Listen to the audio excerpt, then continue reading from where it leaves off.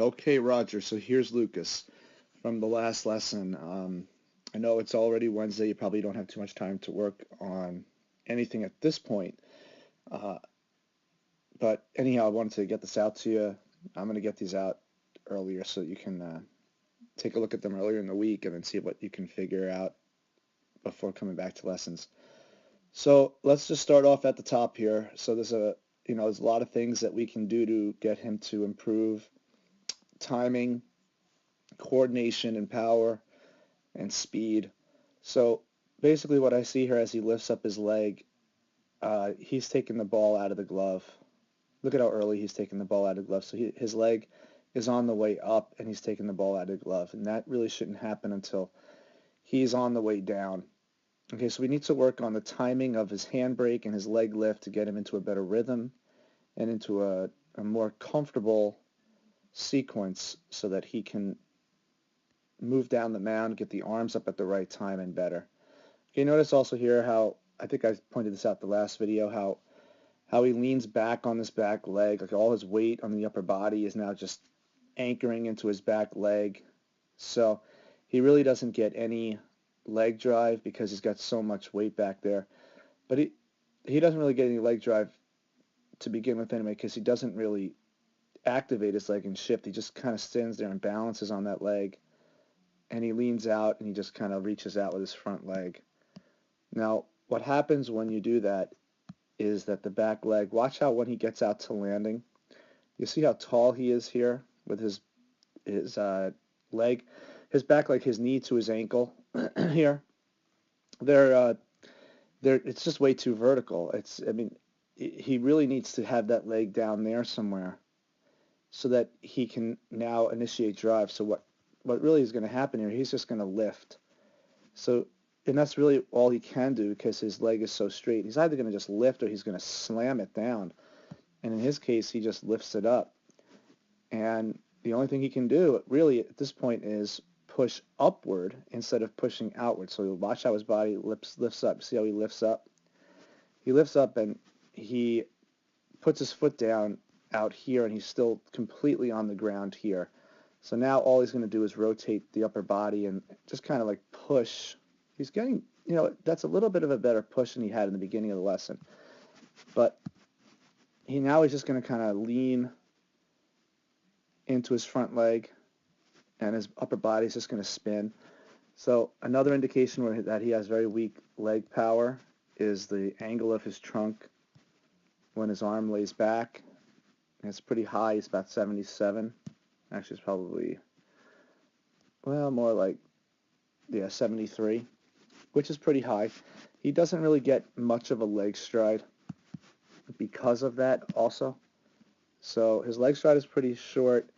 His center of gravity is also pretty high.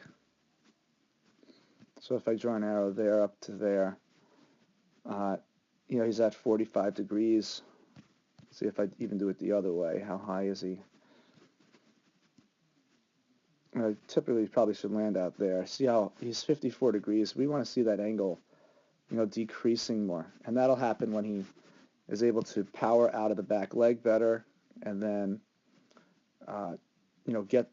get that power out to the front leg, which would, well, not the power out to the front leg, but it'll push his body out more and it'll lengthen his stride. And that will lower his center of gravity. So that's definitely something we're going to focus in on a lot is just some back leg power and some front leg power. So here's what happens when you don't have much leg drive also. See, watch how he lands his front leg off the midline. Now, I think typically that happens because the front leg is already, it's out there and it's ready to land. But, I mean, normally it would just go down. Normally it would just go straight down and he would land straight in line. But because he has the weight back here so long and he's so vertical with his knee, I mean, look at how high he is there when his front knee is now in front of his hip.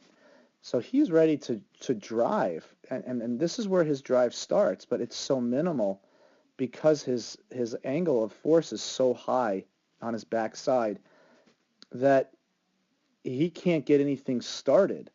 There's no drive forward to keep that leg there. So all he needs to buy time for that leg to just kind of hang there, and it's not going to stay in one spot. It just can't hang. So he's going to lift up, and he has nowhere to go but to push the leg out. So if you can understand that, like right here, his leg, he should be driving with his back leg, right? But his back leg is taking so long to drive because it can't drive because his leg is too vertical. So his front leg now has to either just hang there and stay there, which it can't because he's going to move forward. So he has to wait for that leg drive to kick in. And in order for that leg drive to kick in, he's got to move that foot out to buy time for the back leg to actually activate. So just way too late and way too little. So he stands nice and tall. You see how his center of gravity is so high? Pretty high center of gravity. But again, he's got great arm movement. He's got a good throwing arm pad. I like his chin is like behind his belt buckle.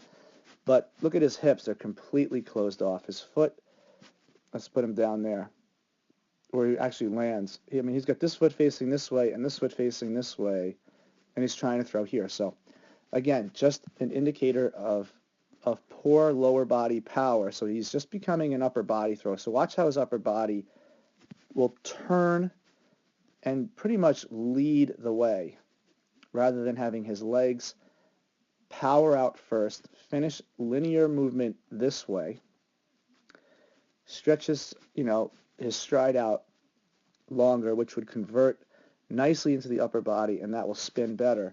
But he's just, he's just turning and he's flipping the heel up and not really generating the power he needs to. But he actually lands on a very good front leg. So his front leg looks like it's pretty strong, which is good. So when he gets to follow through, let's take a look how high he stands. He stands pretty high. Yeah, about 70 degrees.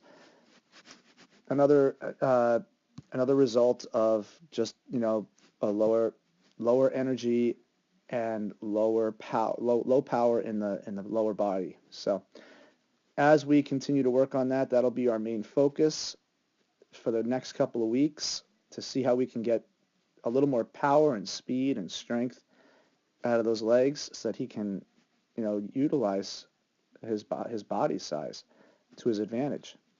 All right. Well, I hope that helps you out. I'll see you soon.